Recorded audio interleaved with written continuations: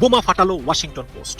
The Washington Post একটি audio ফাঁস করেছে এবং সেই অডিওতে দেখা গিয়েছে যে মার্কিন যুক্তরাষ্ট্র চায় জামাত ইসলাম ক্ষমতায় আসুক।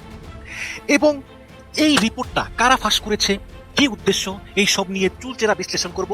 জামাত ইসলামী ভোটের প্রচারণা চালানোর সাথে সাথে জামাতের জন্য বিরাট সুখবর। জামাত ক্ষমতায় আসবে এই সুযোগে, এমনকি এটা যুক্তরাষ্ট্র টের পেয়েছে। এখন খবর বেরিয়েছে যে যুক্তরাষ্ট্র এখন জামাতের সাথে বন্ধুত্ব করতে চায়। কেন? যে জামাত আগামী নির্বাচন ভালো করবে। দর্শক, আপনি দেখেন, একটু চিন্তা করেন, জাস্ট ইমাজিন জামাতের মাকাম, জামাতের হাল কত উচ্চতায় পৌঁছে গিয়েছে। এখন পৃথিবীর সুপার পাওয়ার আমেরিকা জামাতের সাথে বন্ধুত্ব করতে চায়। এই জামাতকে ভোট দিবেন না ভোট দিবেন কাকে? যে ফ্যামিলি গার্ডের নামে জনগণের সাথে ভাওতাবাজি করবে, যে মিথ্যা প্রতিশ্রুতি দেয় তাকে, যিনি দীর্ঘ 17 বছর লন্ডনে থেকে একটা আন্তর্জাতিক মিডিয়ায় সাক্ষাৎকার দিতে পারলেন না, তাদেরকে ভোট দিবেন? না চীন যাকে অলরেডি, যে দলকে অলরেডি পছন্দ করে ফেলেছে তাকে ভোট দিবেন? যুক্তরাষ্ট্র যার সাথে খাতির বাজাতে চায় তাকে ভোট দিবেন? ভারত যে দলকে মেনে নিতে, বুকে পাথর চাপা দিয়ে মেনে নিতে প্রস্তুতি নিচ্ছে তাকে ভোট দিবেন? তাকে আপনি ভোট নষ্ট করতে না চাইলে দাঁড়িপাল্লায় ভোট দিবেন। আমি জানি যে বাংলাদেশ কি একমাত্র দেশ নাকি পৃথিবীতে আরো এমন দেশ আছে যে টাকা কামাবে এই দেশ থেকে, জনপ্রিয়তা হবে এই দেশে, আর পরবর্তী যে সময় সেই কামানো টাকা পয়সা জনপ্রিয়তাকে পুঁজি করে পৃথিবীর অন্য দেশে গিয়ে নাগরিকত্ব নেবে। সিনেমাতে দেশপ্রেমে দৌড়াদৌড়ি করে, বাস্তবেরা ভিন দেশের নাগরিক হতে চায়। আমাদের চলচ্চিত্র অঙ্গন, সঙ্গীতাঙ্গন, খেলোয়াড় অঙ্গন, কোনো অঙ্গনে কিন্তু আর এগুলোর অভাব নাই। রাজনৈতিক অঙ্গন, যে দিন শেষে এরা ক্ষমতায় থাকাকালীন অথবা সুদিনে এমন কর্মকাণ্ডই করে যে দুর্দিনে গিয়া বিদেশের সিটিজেন নিয়ে সেখানে বসবাস করবে, আগে থেকে ঠিক করা থাকে। তবে কপাল পড়েছে কিছুটা নায়িকা মাহিয়া মাহি এবং জয়ের। যুক্তরাষ্ট্রের নতুন রাষ্ট্রদূত ব্রেন্ট ক্রিস্টেনসেন বাংলাদেশের নির্বাচন, জামায়াত ক্ষমতায় কে আসছে, এসব বিষয়ে তাদের দৃষ্টিভঙ্গি প্রকাশ করেছেন। বাংলাদেশের ব্যাপারে ভারতের দৃষ্টিভঙ্গি কি? তাদের প্রথম দাবি আওয়ামী লীগকে ফিরিয়ে আনতে হবে, নির্বাচনে অংশগ্রহণ করার সুযোগ দিতে হবে, সেটা যদি না পারে বিএনপিকে সর্বময় সমর্থন দিতে হবে। দাঁড়িপাল্লার মাকাম এখন বাংলাদেশ ছাপিয়ে আন্তর্জাতিক অঙ্গনে পৌঁছে গিয়েছে। দর্শক, আগামী নির্বাচনে জামাত ভালো ফলাফলের সম্ভাবনা, দলটির সঙ্গে বন্ধুত্ব করতে চায় যুক্তরাষ্ট্র। বাংলাদেশের বিভিন্ন গণমাধ্যম এই রিপোর্টটা পিক করেছে। আমি ডিটেলস আসছি। ওয়াশিংটন পোস্টের প্রতিবেদন। এই ওয়াশিংটন পোস্ট ধনুভনু কোনো পত্রিকা নয়, এটা বাংলাদেশের প্রথম আলো নয়, আর ইনকিলাব নয়। এরা এথিক্স মেনে জার্নালিজম করে। হ্যাঁ, এদের নিয়ে অনেক সমালোচনা আছে, কিন্তু যুক্তরাষ্ট্রের নীতি আদর্শ বা তথ্যগত বিষয়ে এরা খুব অথেন্টিক। এদের উপস্থাপনা ভঙ্গি নিয়ে আপনি আপত্তি করতে পারেন, বা এদের ন্যারেটিভ নির্মাণের স্টাইল নিয়ে প্রশ্ন তুলতে পারেন, বাট তাদের তথ্য ঠিক। তো এখানে বেসিক প্রশ্নটা আমাদের তথ্য। কি তথ্য? জামাতের সঙ্গে বন্ধুত্ব চায় যুক্তরাষ্ট্র। অসাধারণ। এটা জামাতের জন্য আমি মনে করি একটা সুখবর। কেন?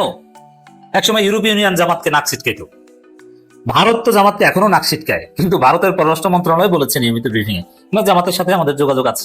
মানে বিষয়টা হচ্ছে এরকম, জামাতের জনপ্রিয়তা দেখে, গণজোয়ার দেখে, জামাতের উত্থান দেখে সারা পৃথিবী জামাতকে মেনে নিতে প্রস্তুত হচ্ছে। সবাই বুঝে গিয়েছে জামাত ক্ষমতায়। প্রথম দিন দেখছেন না তারেক রহমান কি সমালোচনার মুখে পড়েছে, বাচ্চা ছেলেদের মতো, থার্ড ক্লাস ছেলেদের মতো গুপ্ত গুপ্ত বলে হাসাহাসি করছে। তারেক রহমানের মতো নেতা কোনো পলিসি অথবা জনগণের উন্নয়ন, গুড গভর্নেন্স, ডেমোক্রেসি এগুলো নিয়ে কথা না বলে, এগুলো নিয়ে কোনো ইমপ্রেসিভ কিছু দিতে না পেরে তিনি সস্তা ধর্মীয় কার্ড, ধর্ম কার্ড খেলার চেষ্টা করছেন। তারেক রহমানের নেতা খালেদা পুত্র তারেক এই সস্তা 2 টাকার ধর্ম কার্ড নিয়ে রাজনীতি করবেন, তাও সিলেট থেকে, তাও নির্বাচনী প্রচারণা প্রথম দিন। এটা দুঃখজনক। জান্নাতের টিকিট, আবার মাজারে নামাজ পড়েন, সিজদা দেন, আবার ওখানে বসে নামাজ পড়েন, আবার জিন্সের প্যান্ট এবং কেটস, মানে এই যে জান্নাতের টিকিট মিট হাবিজাবি এইসব শিরক, কুফর, এইসব কথাবার্তা বলছে উদ্ভট, যেগুলো একদম দৃষ্টিকোণ, যেগুলো তিনি নিজেই উচ্চারণ করতে পারেন না, লিখতে পারেন না। শিরক কোন শব্দ? এটা আরবি শব্দ না ফার্সি শব্দ না উর্দু শব্দ? এটাই বলতে পারেন না। এই সস্তা ধর্ম কার্ড যে রাজনীতি নিয়ে জিততে চায়, একদম চেপ ধর্ম কার্ড, তাহলে বুঝেন যে এর দৌড় তো ওই গুজব পর্যন্ত যে জামাত জান্নাতের টিকিট বিক্রি করে। আর জামাত যে পলিসি দিয়েছে, যেভাবে একটা সুন্দর, বিনিয়োগ উপযোগী, বসবাসযোগ্য, ক্ষুধা দারিদ্র মুক্ত, বেকারত্ব মুক্ত, সুখী সমৃদ্ধ আধুনিক বাংলাদেশ করার রূপকল্প দিয়েছে জামাত, এবং বিএনপির রূপকল্প সব খেয়ে ফেলেছে। বিএনপি দিয়েছে 31 দফা, ওটা ডেট। এখন জামাতের রূপকল্প 31 দফা। বিএনপি বলে সবার আগে বাংলাদেশ, আর জামাত বলে আমরাই বাংলাদেশ। বিএনপির স্লোগান সব খেয়ে ফেলেছে। তো এই জায়গায় জামাতের এই অসাধারণ অগ্রগতি দেখে যুক্তরাষ্ট্র এখন জামাতের সাথে বন্ধুত্ব করতে চায়। গ্রামে গঞ্জে সাধারণ ভোটারদের এটা জানিয়ে দেন যে আমেরিকা এখন জামাতের সাথে বন্ধুত্ব করতে চায়। তোমরা এই জামাতকে ভোট না দিয়ে নিজের ভোট নষ্ট করো না। সারা পৃথিবী জামাতকে চায়। এইটি রাজনীতি। আপনি যদি পাওয়ার অর্জন করতে পারেন, একদিন আপনার পিছনে সারা পৃথিবী করবে। যেমন আফগানিস্তানে হুজুররা দেখেছেন না, তালেবানরা শক্তি অর্জন করেছে, যুদ্ধ করে জিতেছে, এখন পৃথিবী ওদের পিছনে দৌড়ায়। একসময় ওদের নাম নিলেও ভিসা পাওয়া যেত না। আমি এটা নিয়ে হয়রানির শিকার হয়েছি, যে আমাকে বলা হচ্ছে যে ভুলেও তালেবানের নাম নেবেন না, তাহলে অমুক দেশের ভিসা পাবেন না, এটা উচ্চারণ করবেন। এটা নিয়ে অনেক ঘটনা আছে আমার লাইফে, আমি বলতে চাইলেও পারিনি অনেক ক্ষেত্রে। তো দর্শক, সেই তালেবানের পিছনে এখন ভারত ঘুরে। বাংলাদেশে গালি দিত যে বাংলাদেশ তালেবান পন্থীদের উত্থান, আর সেই তালেবানের পিছনে ভারত ঘুরে। এরকম অনেক এক্সাম্পল আছে। আর জামাত তো আর তালেবান না, জামাত হচ্ছে একটা উদার গণতান্ত্রিক ধর্মভিত্তিক রাজনৈতিক দল। জামাত গণতন্ত্রে বিশ্বাস করে। অতএব এই জামাত এমনিতেই নরমাল, কিন্তু জামাত সম্পর্কে যে প্রেজুডিস ছিল, মিসকনসেপ্ট ছিল, সবকিছু ওভারকাম হয়ে গেছে। এখন জামাতকে মেনে নিতে সারা পৃথিবী, আপনি চিন্তা করেন, পৃথিবীর সুপার পাওয়ার যুক্তরাষ্ট্র যেখানে জামাতের সাথে বন্ধুত্ব করতে যায়, আর কোনো শক্তিবাদ নাই, ভারত জামাতের পিছনে জামাতের সাথে খাতির করার জন্য লাইন ধরছে। আপনারা যারা জানেন না, আমি আপনাদের অবগতির জন্য জানাচ্ছি। খবরটা একটু দেখেন। বাংলাদেশের একসময় নিষিদ্ধ থাকা সবচেয়ে বড় ইসলামী দল জামাত ইসলামের সঙ্গে যোগাযোগ বাড়াতে চায় যুক্তরাষ্ট্র। নির্বাচনের প্রচারণার দিন এই খবর এটা জামাতকে বুস্ট আপ করবে, ভোটারদেরকে আরো বেশি বুস্ট আপ করবে এবং কনফিডেন্স দিবে, জামাতের ইমেজ বাড়াবে। বাড়িয়েছে অলরেডি। ওয়াশিংটন পোস্টের হাতে আসা একাধিক অডিও রেকর্ডিং এ ঢাকায় কর্মরত এক মার্কিন কূটনীতিক এমন ইঙ্গিত দিয়েছেন, মানে মার্কিনরা বুঝে গেছে জামাত ক্ষমতা আসবে। এই উদ্যোগ যুক্তরাষ্ট্র ভারত সম্পর্কে আরো চাপের মুখে ফেলতে পারে বলে মনে করছেন বিশ্লেষক। ভারতও তলে তলে জামাতকে মেনে নিতে রেডি হচ্ছে, যদিও এটা বুকে পাথর চাপা দিয়ে।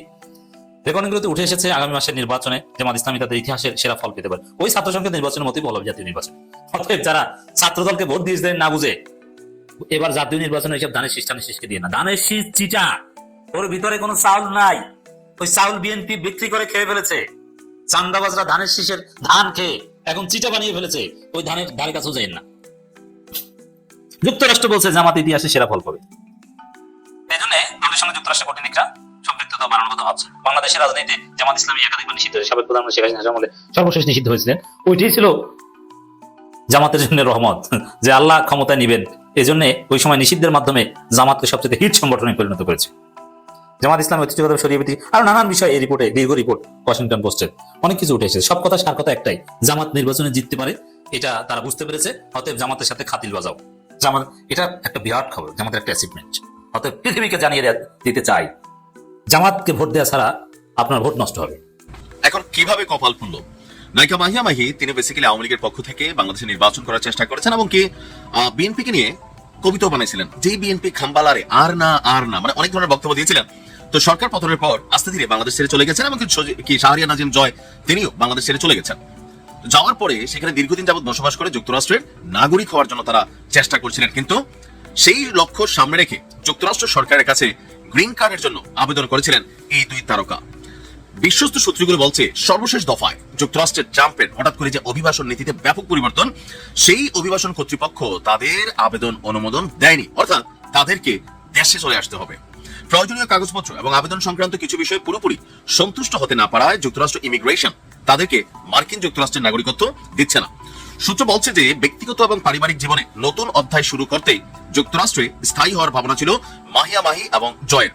সেই অনুযায়ী তারা সব প্রস্তুতি নিয়ে আবেদনপত্র জমা দেন, কিন্তু যাচাইয়ের সময় অতিরিক্ত তথ্য এবং নথির ঘাটতি দেখায় আপনার গ্রিন কার্ড প্রক্রিয়া থেমে গিয়েছে।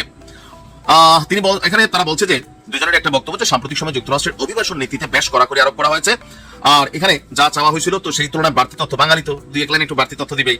তো গত 1.5 বছরে বাংলাদেশের অনেক চলচ্চিত্র অঙ্গনের তারকা, এখন দেখেন বিএনপির প্রতিও অনেক তারকারা ঝুঁকা পড়ছে, মানে তোষামতি শুরু করছে। শিক্ষা নাই। আমার কাছে মনে হয় যে খেলোয়াড়, তারকা, শিল্পী তাদেরকে রাজনীতির বাইরে থাকা উচিত, কারণ তারা যদি রাজনীতিতে ইনভলভ হয় তাহলে পরবর্তী সময় তাদের কপালে শনি লাগে। আর এই যে দেশপ্রেম টেশপ্রেম কোথায় দেখেন এগুলোর মধ্যে? বাংলাদেশ একমাত্র দেশ, ভারতের নাগরিকরা দেখেন, যদি কোনো নায়ক নায়িকা, এই যে অক্ষয় কানাডার নাগরিকত্ব ছিল, ছাইরা দিতে বাধ্য হয়েছে যে তুমি ভারতের নাগরিক, তুমি কানাডার সিটিজেন নিছো, তোমার ছবি আমরা বয়কট করবো। পুরো ভারত জুড়ে কিন্তু বিক্ষোভ হয়েছিল, ছাইরা দিছে কানাডার নাগরিকত্ব। আর আমাদের বাংলাদেশে মানে দিন শেষে নায়ক নায়িকা হয়ে একটু পুঁজি টুজি বানায়, কি এক একজন এক এক ধান্দায় হাঁটে, আর একদম লাস্টে গিয়ে বিদেশে গিয়ে সিটিজেন টিটিজেন নিয়ে আবার এই দেশে আসে ব্লগ করে। এই যে দেখেন না, এখন যখন নাটকে ভাত পায় না তো ব্লগার হচ্ছে, বাংলাদেশে আসতেছে, কেউ ফুড ব্লগার, কেউ এই ব্লগার, কেউ তমক ব্লগার, এগুলা করে করে বাংলাদেশ থেকে পয়সা নিয়ে আমেরিকাতে ঢুকাচ্ছে, আর ওইখানে তাদের বউ বাচ্চা জীবন টিবন জামাই টামাই নিয়ে ভালোই আছে। দিন শেষে বাংলাদেশে কেন জানি তাদের অ্যালার্জি। তো তারা কি আমেরিকার মতন দেশে গিয়ে কোনো সেলিব্রিটি হইতে পারতো না? আমার কাছে মনে হয় যুক্তরাষ্ট্রের উচিত এই টাইপের যে আবেদনগুলো থাকে সব। এটা আমরা জানি কিভাবে? ভারতে প্রকাশিত পত্রিকাগুলোর সংবাদ থেকে, বাংলাদেশের ভিতরে ভারতপন্থী মিডিয়াগুলো থেকে, অপগণমাধ্যমগুলো, অপসংবাদ থেকে। তাহলে ভারতের অবস্থান কিন্তু স্পষ্ট। তা ভারতের যে অবস্থান তাতে এদেশে ভোটের প্রয়োজন নাই, কিন্তু ভারতের চাইতে আমেরিকার অবস্থান অনেক ভালো বাংলাদেশের ব্যাপারে। ইএমকি সেন্টারে 21 জানুয়ারি মার্কিন যুক্তরাষ্ট্রের প্রেরিত প্রথম নতুন অ্যাম্বাসিডর ব্রেন্ট ক্রিস্টেনসেন বাংলাদেশের নির্বাচন ব্যাপারে তাদের স্পষ্ট বক্তব্য প্রকাশ করেছেন, যা আমার কাছে ভালো লেগেছে, নৈতিক মনে হয়েছে। তিনি বলেছেন, বাংলাদেশের নির্বাচন হবে, ভোটে যে জিতে আমরা তার সাথে কাজ করতে রাজি। আমরা চেষ্টা করব কিভাবে আমাদের বাণিজ্য বৃদ্ধি করা যায়, আমাদের নাগরিকদের মর্যাদা বৃদ্ধি করা যায়, এবং সরকারের সাথে সম্পর্ক আরো উন্নয়ন করা যায়, এবং সর্বোপরি বাংলাদেশের কিভাবে উপকার করা যায়। সরল, সত্য, স্বীকারোক্তি। কেন সরল সত্য বললাম, কেন ভারতের চাইতে অনেক ভালো বললাম? কারণ সব দেশই চায়, সংশ্লিষ্ট দেশ আমাদের সাথে যাদের সংশ্লিষ্ট, যাদের কূটনৈতিক সম্পর্ক আছে, তারা চায় এখানে তারা তাদের বাণিজ্যটা বৃদ্ধি করবে। যেহেতু মুখে প্রকাশ করেছে, সেহেতু তারা এটা লিগ্যালিটি করার চেষ্টা করবে, এবং শেষে এটাও বলেছে কিভাবে বাংলাদেশের গণতন্ত্র, মানুষের নিরাপত্তা, জীবন মান উন্নয়ন, মানবাধিকার উন্নয়নে কাজ করা যায়। খুব সরল। কিন্তু ভারত এভাবে সরল কথা বলে না। ভারতের কথা হয়েছে, প্রথম কথা হলো হাসিনাই তাদের এখনো বৈধ প্রধানমন্ত্রী। হাসিনারা আবার আশ্রয় দিয়েছে একটা অপরাধীকে।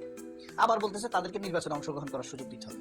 আবার তাদের পত্রিকা লিখতেছে জামায়াতকে তো ক্ষমতায় আসার ক্ষেত্রে সহযোগিতা করার প্রশ্নই আসে না, আমরা বিএনপির উপরেই নির্ভর করব। বিএনপি আসলে আমরা বাংলাদেশের সাথে সম্পর্ক উন্নয়ন করবো, ইউনুস যতদিন আছে ততদিন বাংলাদেশের সাথে সম্পর্ক রাখবো না। এই জিনিসগুলোই স্পষ্ট করেছেন। এই যে দেখেন, আজকের পত্রিকায় নিউজ এসেছে, ভোটে যারাই নির্বাচিত হবে তাদের সঙ্গেই কাজ করব, ব্রেন্ট ক্রিস্টেনসেন স্পষ্টভাবে তিনি বলেছেন। একটু পড়ে শুনে, এখানে কিছু চমকপ্রদ বিষয় আছে যেটা আপনাদেরকে ভালো লাগতে পারে। মনোযোগ দিয়ে যদি শুনেন তাহলে তাদের দৃষ্টিভঙ্গিটা ক্লিয়ার হয়ে যাবে। So please not leave the video. বাংলাদেশের আসন্ন সাধারণ নির্বাচনে নির্দিষ্ট কোনো দলের সঙ্গে অবস্থান নেবে না যুক্তরাষ্ট্র, পরিষ্কার। জনগণের ভোটে যারাই ক্ষমতায় আসবে তাদের সঙ্গেই কাজ করবে। ওয়াশিংটন ক্ষমতা ও ক্ষমতার বাইরে থাকা সবার সঙ্গেই যোগাযোগ অব্যাহত রাখবে। যুক্তরাষ্ট্র, ঢাকা, ওয়াশিংটন সম্পর্ক এগিয়ে নেওয়ার ক্ষেত্রে দ্বিপক্ষীয় বিভিন্ন বিষয়ের পাশাপাশি আমার অগ্রাধিকার থাকবে বাণিজ্য নিরাপত্তা ইস্যুতে। দক্ষিণ এশিয়া চীনের প্রভাব বৃদ্ধিতে উদ্বিগ্ন যুক্তরাষ্ট্র। এই ব্যাপারে মার্কিন সরকারের অবস্থান খুবই স্পষ্ট। চীনের এখানে যাতে প্রভাব বৃদ্ধি না পায়, ব্যালেন্স তো একটা হতে হবে। চীনের সাথে আমাদের বাণিজ্য যতটুকু ভারতের সাথে হতো, সেখান থেকে ব্যালেন্স করে একটা বড় পোর্শন চীনের সাথে হওয়া উচিত বলে আমরা মনে করি। ভারতের সামরিক ক্ষেত্রে, বাংলাদেশের আমলাতন্ত্রের ক্ষেত্রে, মানবাধিকার সুশাসনের নির্বাচনের ক্ষেত্রে ভারতের প্রভাব যেন মোটেই না থাকে, আমরা সেই আশা করি। গতকাল বুধবার বিকেলে রাজধানীর ইএমকে সেন্টারে নির্বাচিত কয়েকজন সাংবাদিকের সঙ্গে আনুষ্ঠানিক ব্রিফিংয়ে এসব মন্তব্য করেন ঢাকার নিযুক্ত নতুন মার্কিন রাষ্ট্রদূত ব্রেন্ট ক্রিস্টেনসেন। রাষ্ট্রদূত হিসেবে নিয়োগের পর বাংলাদেশে তার আগামী দিনের কর্মপরিকল্পনার বিষয়ে খোলামেলা কথা বলেন তিনি। ঢাকার সঙ্গে সম্পর্কের বিষয়েও ব্রেন্ট ক্রিস্টেনসেন তার অবস্থান ব্যক্ত করেন।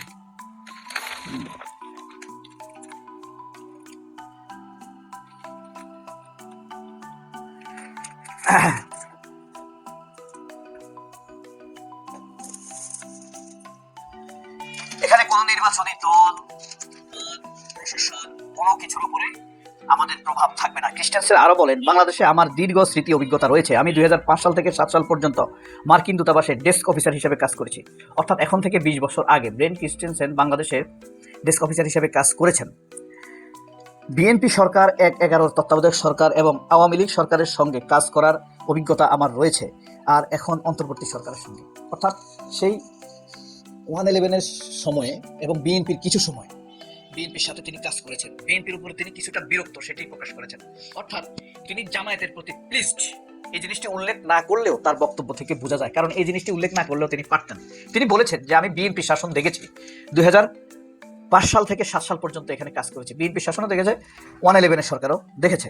অর্থাৎ জামায়াতের ব্যাপারটা এখানে ইঙ্গিত পাওয়া যায়। জামায়াতের প্রতি তিনি সুসম্পর্ক আছে, ভালো জানেন। তিনি চান, এবং এর আগেও মার্কিন যুক্তরাষ্ট্র থেকে যে রিপোর্ট প্রকাশিত হয়েছে, জামায়াতের লোকরা সোবার, ভদ্র রাজনীতি করে, তারা শিক্ষিত, ব্যবসায়ী, অর্থবিত্তে মধ্যবিত্ত, পরনির্ভরশীল নয়, এবং মানবাধিকার লঙ্ঘনের হার তাদের মধ্যে সবচাইতে কম।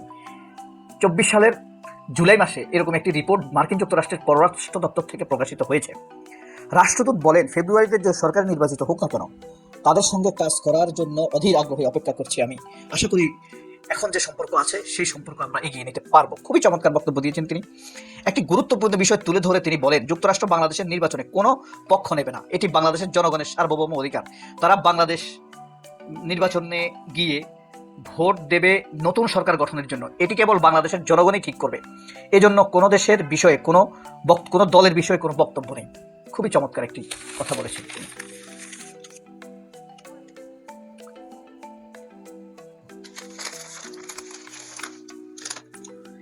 এই বিষয়টি আরো স্পষ্টভাবে আমরা কিভাবে বলতে পারি, দক্ষিণ এশিয়ার চীনের প্রভাব বৃদ্ধির বিষয়ে তাদের মতামত থাকবে। পরবর্তী সরকারের কাছে প্রত্যাশা নিয়ে তিনি বলেন, নির্বাচিত সরকারের কাছে আমার প্রত্যাশা হলো তারা বাংলাদেশের জনগণের জন্য যথাসাধ্য চেষ্টা করবে। হ্যাঁ, বাংলাদেশের নির্বাচনের জন্য তারা যথাসাধ্য চেষ্টা করে যাবে, তবে কোন দলের পক্ষে। বোমা ফাটালো Washington Post. The Washington Post একটি অডিও ফাঁস করেছে এবং সেই অডিওতে দেখা গিয়েছে যে মার্কিন যুক্তরাষ্ট্র চায় জামাত ইসলাম ক্ষমতায় আসুক। এবং এই রিপোর্টটা কারা ফাঁস করেছে, কি উদ্দেশ্য, এই সব নিয়ে চুলচেরা বিশ্লেষণ করব। আমি কখনোই বলি না আমার ভিডিওটা পুরো দেখেন, আজকে অনুরোধ করবো একটু বড় হলেও পুরো ভিডিওটা দেখবেন। আপনারা এরকম বিশ্লেষণ কোথাও পাবেন না। অনেকে কিন্তু সত্য কথা বলতেছে না, কিন্তু আজকে আমরা বলবো এবং চুলচেরা বিশ্লেষণ করবো এবং অন্যান্য বিষয় নিয়ে। তো এই ওয়াশিংটন পোস্টের যে কলামটা, এটা নিয়ে আমার সঙ্গে আলোচনায় আছেন মেজর মোহাম্মদ আশরাফুজ্জামান। আপনি কেমন আছেন? আলহামদুলিল্লাহ, অনেক ধন্যবাদ। সবাইকে সালাম এবং শুভেচ্ছা। মেজর আশরাফুজ্জামান, আপনি একজন নিরাপত্তা এবং পলিসি বিশ্লেষক হিসাবে আপনি নিশ্চয়ই, আপনার কাছে প্রশ্ন যে পুরো কলামটা আপনি পড়েছেন নিশ্চয়ই এবং অডিওটাও শুনেছেন। জি, তো দর্শক, এটা হচ্ছে যে 1 ডিসেম্বর মার্কিন দূতাবাস একজন কর্মকর্তা 4 জন নারী সাংবাদিককে দাওয়াত দিয়েছে একটা সেমিনারে, এবং সেখানে একজন নারী সাংবাদিক সে গোপনে ভিডিও রেকর্ড করে 2 জন পুরুষ সাংবাদিককে দিয়েছে। সেই 2 জন পুরুষ সাংবাদিক ভারতের যে ওয়াশিংটন পোস্টের করেসপন্ডেন্স তাকে দিয়েছে, এবং সবার নাম কিন্তু আমরা পুরোপুরি ফাঁস না করে একটা ইঙ্গিত আপনাদেরকে দিব। তো প্রথমেই আপনাদেরকে দেখাই যে মানে পার্ট বাই পার্ট দেখাই, যেন আমরা যদি দেখাই এখানে সেই কূটনীতিক বলেছে যে তারা হেফাজতের সঙ্গে কথা বলবে, ইসলামী আন্দোলনের সঙ্গে কথা বলবে, জামাতের সঙ্গে কথা বলবে, এবং তারা ফোন করবে, কথা বলবে। এবং আরেকটা সেন্সর দেখা গিয়েছে যে জামাত রিফর্ম করবে।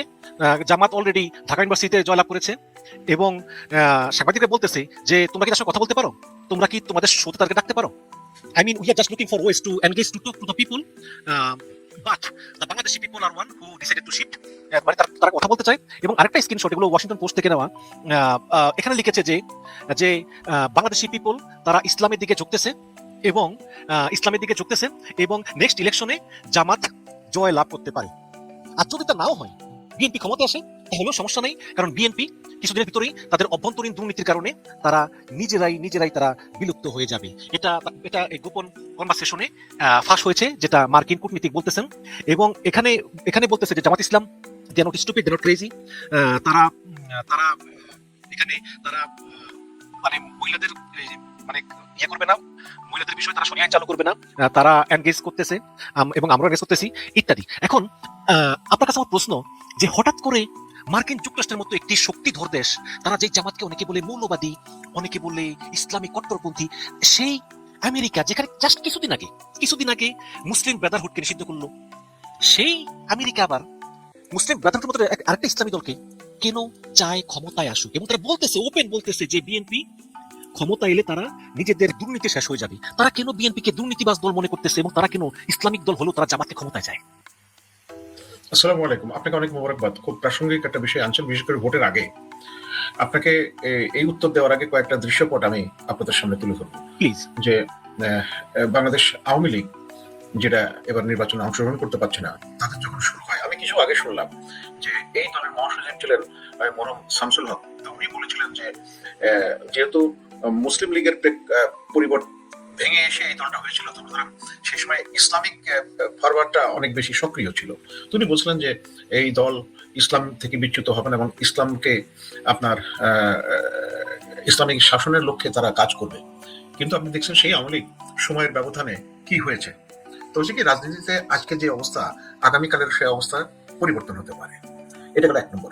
2 নম্বর হচ্ছে যে এর আগে জামাত ইসলাম কোনো সময় ক্ষমতায় আসে, সুতরাং একটা দেশের শাসনভার চালানোর ক্ষেত্রে কোন দলের কি দক্ষতা এবং তাদের মানে নীতি, মানে আমরা আপাতত একজনকে নীতিবান মনে করতেই পারি, কিন্তু শাসনে গেলে, সেসব দায়িত্ব গেলে কতটুকু সার্বিকভাবে দুর্নীতি মুক্ত থাকবে সেটা একটা পর্যবেক্ষণের বিষয়। 3 নম্বর হচ্ছে যে আপনি বিএনপি দুইবার, আমি 91 সাল থেকে যদি ধরি, দুইবার ক্ষমতায় ছিল। জাতীয় পার্টি প্রায় জাতীয় পার্টি তো গঠিত হল 1986 সালে। তো আপনি ধরে নেন যে তারা ক্ষমতায় ছিল 9 বছর। রাজনৈতিক কার্যক্রম তারপরে চালু হলো। তো আপনি 84 সাল থেকে সম্ভবত ওই ওদের কার্যক্রম শুরু হলো। তো যারা ইয়েতে ছিল, মানে তারা দায়িত্বে ছিল। তো এখন একটা দল এবং লোকজনের ভিতরে সেই ধরনের কথা এসে যাচ্ছে যে আমরা আওয়ামী লীগ দেখেছি, বিএনপি দেখেছি, জামাত দেখছি, সরি জাতীয় পার্টি দেখছি, এখন জামাতকে ভোট দিয়ে দেখি কিভাবে তারা কতটুকু কি করে। এখন এই কথাটা কিন্তু ভালো মার্কেট পেয়েছে, বিভিন্ন জায়গায় আপনার এই কথাটা আলোচিত হচ্ছে। তো মার্কিন যুক্তরাষ্ট্র বা অন্য যে কোনো দেশ, তাদের এখানকার যে সমস্ত দূতাবাসগুলো আছে, তারা সম্ভাব্য কারা মানে একটা ভোটে কাদের অবস্থান কেমন হতে পারে, তারা তো বিভিন্ন সার্ভে দেখছে, সেই হিসাবে দেখছে যে জামাত ইসলামের অবস্থানটা অনেক ভালো, সেই জন্য জামাতের ইসলামটা কথাটা আসছে। আর বিএনপির বিষয়টা, বিএনপি তো আগে তারা 91 সাল থেকে তারা দুইবার ক্ষমতায় ছিল, এবং বিশেষ করে 2001 থেকে 2006 সাল পর্যন্ত তাদের শাসনকালটা বেশ বাম্পি ছিল, এবং সেই সময় আন্তর্জাতিক পরিস্থিতিও আপনার ওই যে মৌলবাদের বিরুদ্ধে একটা হুজুগ উঠছিল, যেটা আমেরিকায় তুলছিল, আমেরিকা এবং পশ্চিম। তো সেই পরিপ্রেক্ষিতে বিএনপি যথেষ্ট কষ্টের মধ্যে ছিল।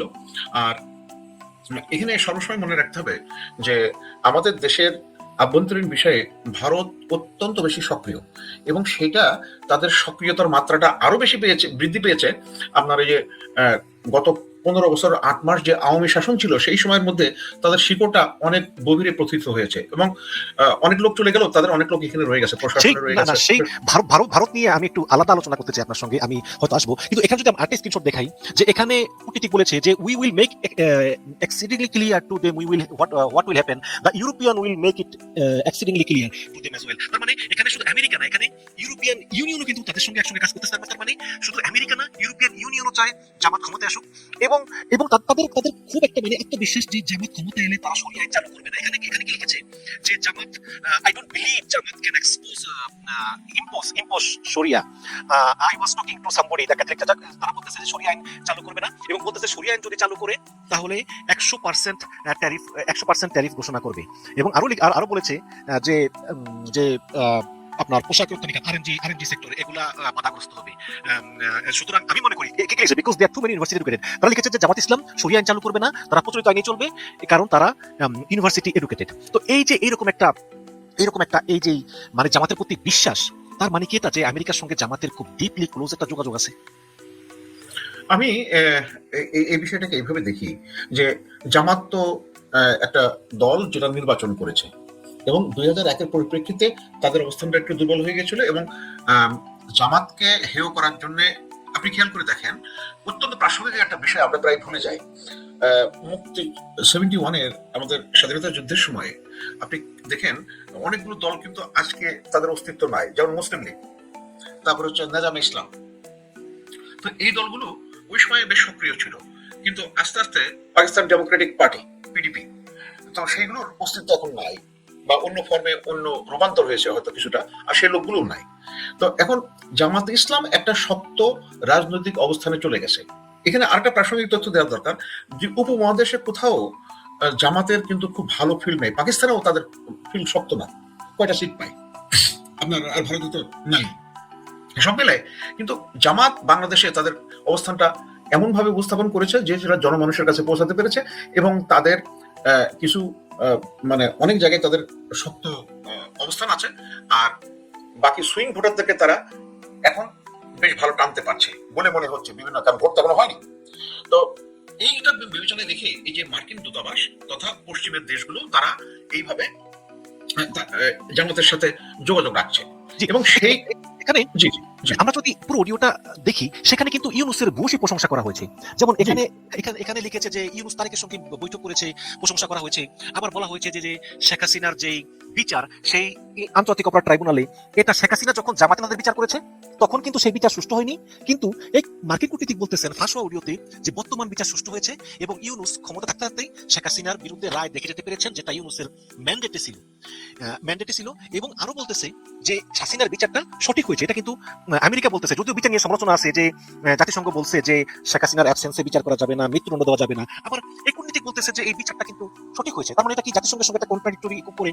এবং আবার বলতেছে যে ইউনুস ক্ষমতা থাকার কারণেই প্রবাসীরা হুন্ডিতে টাকা না পাঠিয়ে প্রপার চ্যানেলে পাঠাচ্ছে, এবং অর্থনীতির উন্নয়ন হচ্ছে, এবং রেফারেন্ডাম হচ্ছে, সংস্কার হচ্ছে। সব মিলিয়ে মানে আপনার কি মনে হয় যে আসলে ডক্টর ইউনুস আমেরিকার হাতের পুতুল? কারণ এত বসে প্রশংসা আসলে মানে করতেছে কেন? আমি হাতের পুতুল শব্দটা আমি ব্যবহার করতে চাই না, এটা ব্যবহার করা ঠিক না। প্রথমত হচ্ছে কোনো সন্দেহ নেই ইউনুস সাহেব একজন যোগ্য লোক।